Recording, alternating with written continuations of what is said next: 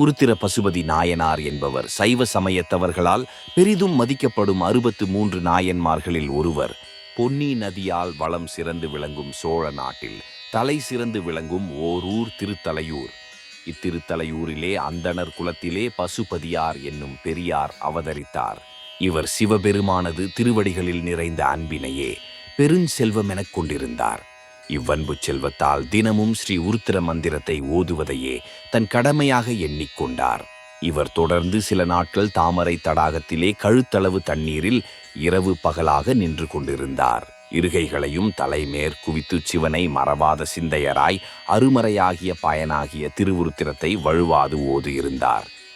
இவரின் அருந்தவ பெருமையையும் வேத மந்திர நியதியின் மிகுதியையும் விரும்பிய இறைவர் இந்நாயனாருக்கு சிவலோக வாழ்வினை நல்லாசியையும் வழங்கி தம்முடன் இருக்கும் வரத்தினையும் நல்கி அவருடன் அழைத்துச் சென்றார். நன்றி. மீண்டும் அடுத்த வீடியோவில் நாயன்மார் வரலாற்றை பற்றி தெரிந்து கொள்ளலாம்.